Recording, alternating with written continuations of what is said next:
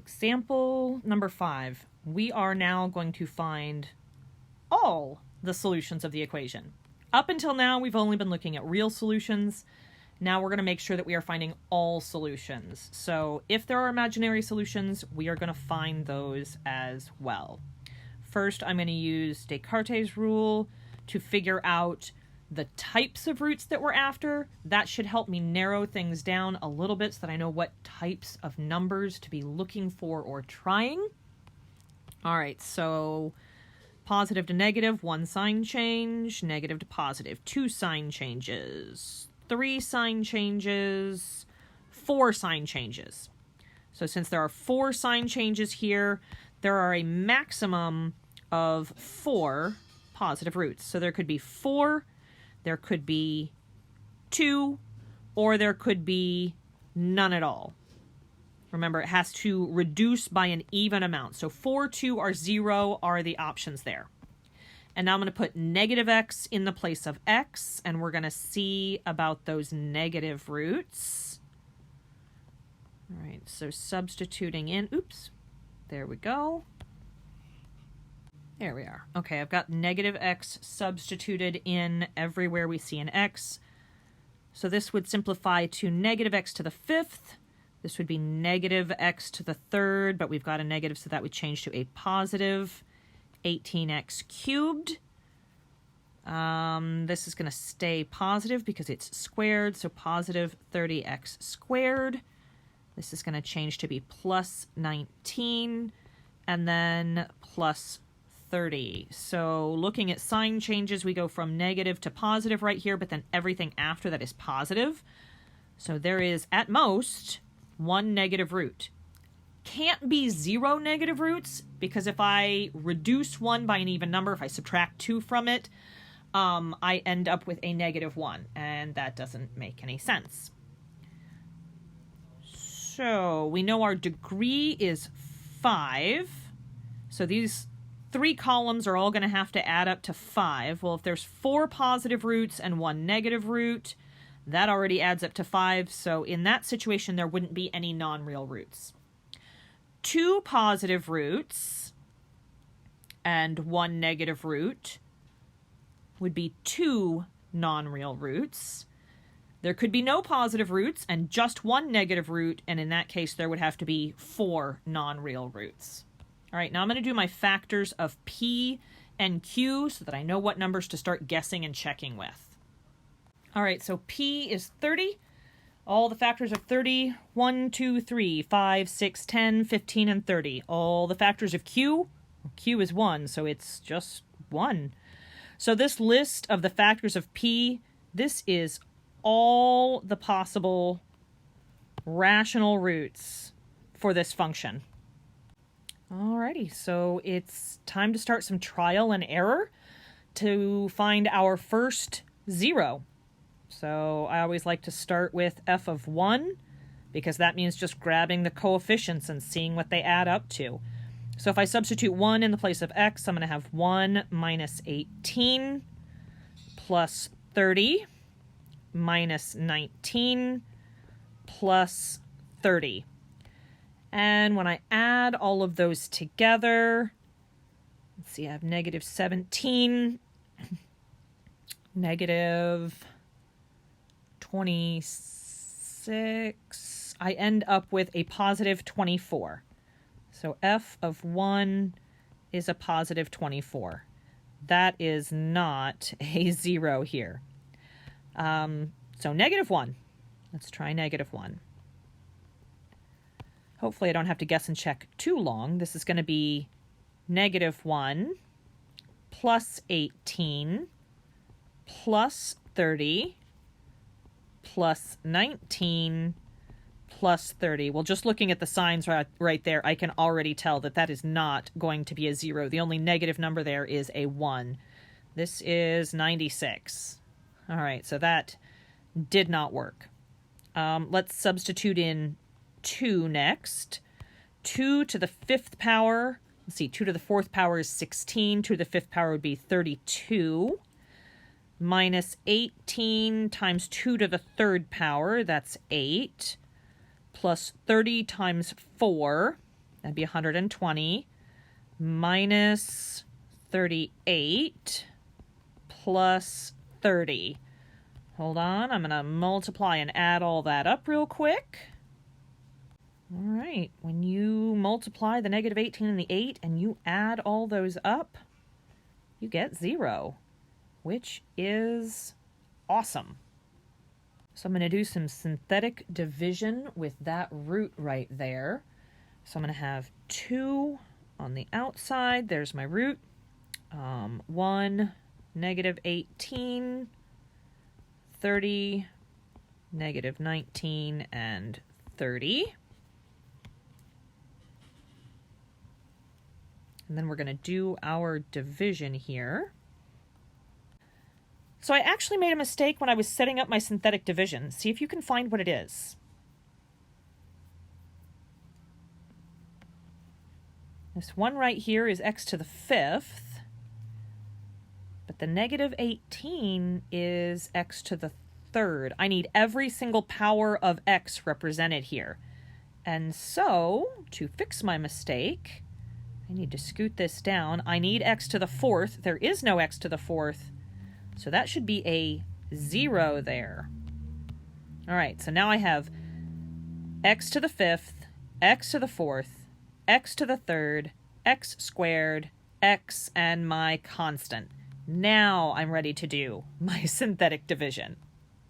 All right, so I have my new polynomial here.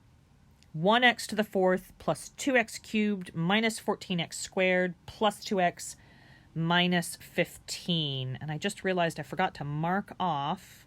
We know plus or minus 1 does not work. Positive 2 did, though.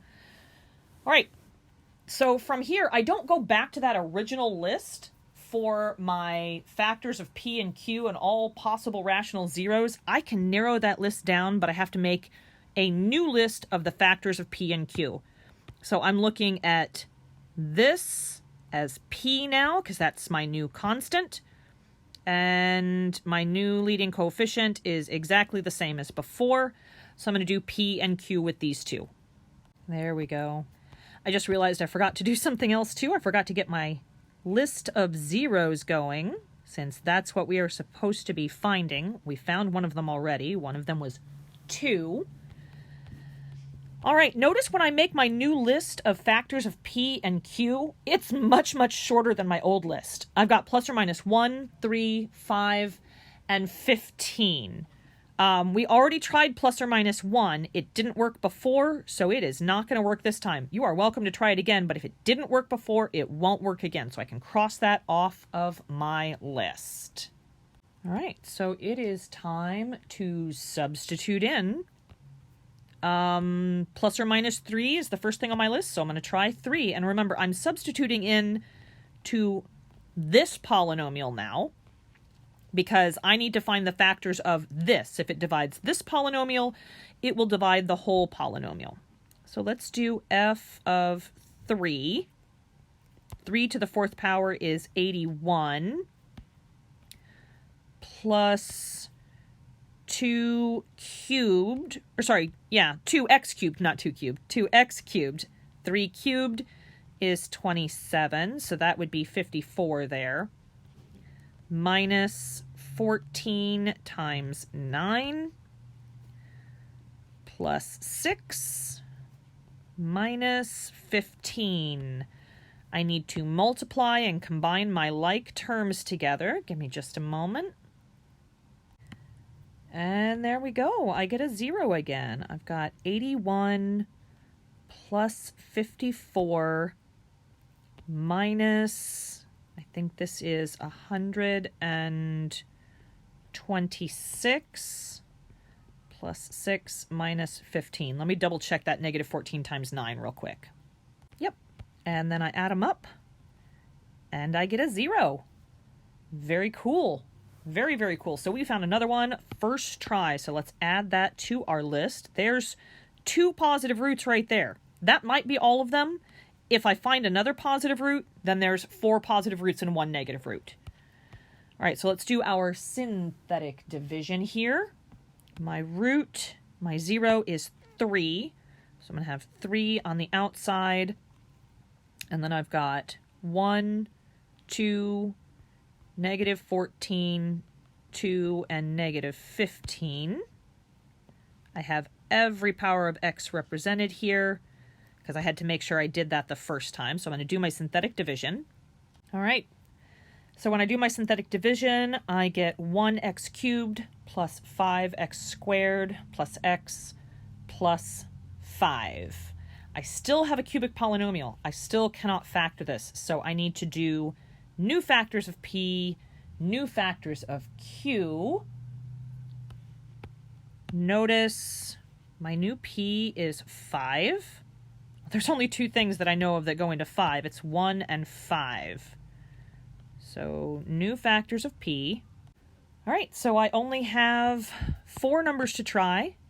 And actually I can throw out the plus or minus 1 because again, we eliminated that way at the beginning. If it didn't work in the original polynomial, it's not going to work in any of those factors. So I'm just going to start substituting in. Looking back at my Descartes' rule of signs, I know that there is a negative root. So I'm going to try negative 5. And if it's not negative 5, then I've probably made a mistake somewhere because I've only found 2 positive roots so far. And there has to be a negative real root. The only option right now is negative 5. So I've got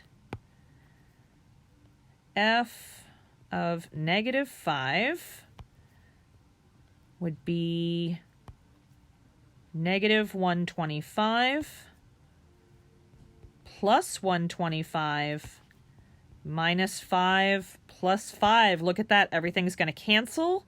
Those will cancel. These will cancel. I get a 0. Yes. All right, I've done my synthetic division. I'm going to have to do some rearranging on my screen here because I have run out of room. So I'm going to move my first synthetic division just a little bit.